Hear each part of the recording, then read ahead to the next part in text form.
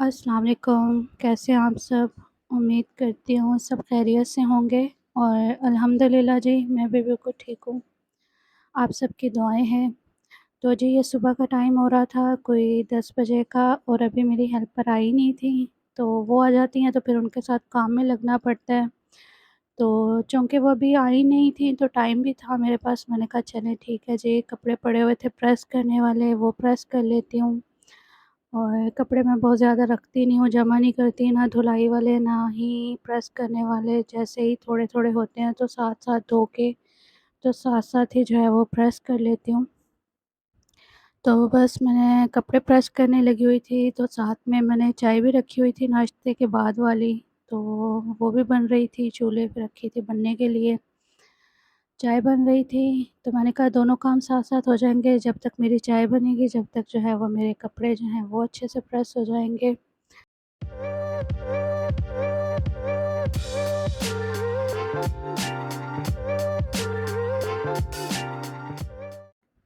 बस 2 ही सूट थे मेरे प्रेस करने वाले, ये मैंने प्रेस कर दिए हैं और इस तरफ चाय जो रखी हुई थी वो मैं चेक करने आई थी, तो इसको अभी थोड़ा-सा टाइम था और पकने में। मैंने कहा चलें ठीक है जी, जब तक बनती है मैं ये जो बेडशीट वग़ैरह मैंने रखी थी प्रेस करने के लिए, ये भी प्रेस हो गई थी।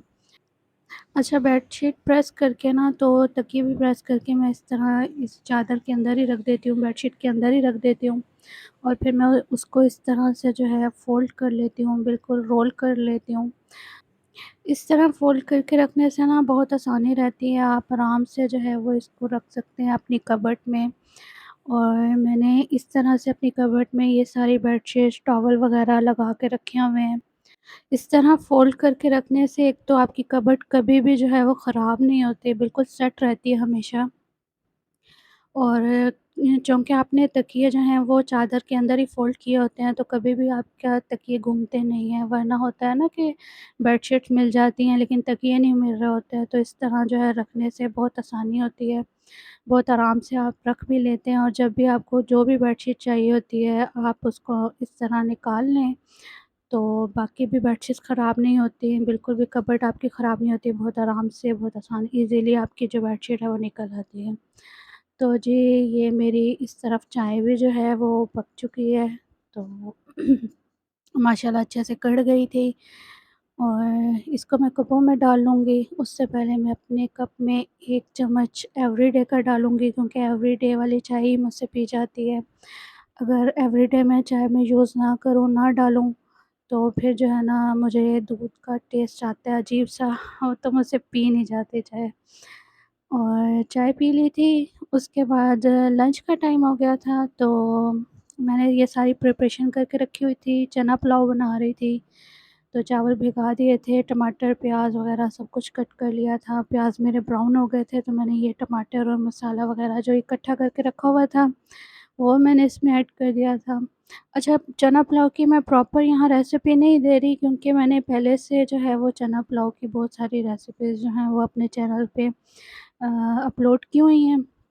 अगर आपको देखना हो, रेसिपी देखनी हो तो आप वहाँ से जाके चेक कर लें, देख लें। और मसाला मैंने अच्छे से भून लिया था और चने वगैरह डाल के, पानी डाल के अब मैं ये चावल डाल रही हूँ। अच्छा, चावल मैं सिर्फ़ 1 डेढ़ कप ही बना रही हूँ, ज़्यादा नहीं बना रही क्योंकि बाबा चावल खाते नहीं हैं और मैंने और मामा ने खाना होता है। तो बस ये है कि हम लोगों 2 लोगों पे इतने से काफ़ी हो जाते हैं, बल्कि बच भी जाते हैं। तो ये मैंने अब दम लगा दिया 15 मिनट के लिए और अल्हम्दुलिल्लाह जी, मेरा जो लंच है वो बन के रेडी हो चुका है। चावल जो है वो बहुत ही मज़े के बने थे और आप मेरी चना पुलाव की रेसिपी को ज़रूर ट्राई कीजिएगा, मेरे चैनल पे अपलोड की हुई हैं रेसिपीज़। और ये फिर मैं गरम-गरम ही चावल जो है वो सर्व कर रही थी क्योंकि चावल तो जो है ना वो गरम ही अच्छे लगते हैं खाने में, ठंडे हो जाएँ तो फिर इनका टेस्ट जो है बिल्कुल चेंज हो जाता है। और ये मैंने कुछ खीरे रख दिए हैं साथ में और साथ में मैं थोड़ा-सा रायता रखूँगी क्योंकि रायते के बगैर मुझसे चावल खाए नहीं जाते। तो आपको मेरा ये छोटा-सा व्लॉग कैसा लगा? अगर अच्छा लगा हो तो इसको लाइक कर दें, शेयर कर दें, कमेंट ज़रूर करें और अपना बहुत सारा ख़्याल रखिएगा और मुझे अपनी दुआओं में याद रखिएगा। ओके जी, अल्लाह हाफ़िज़।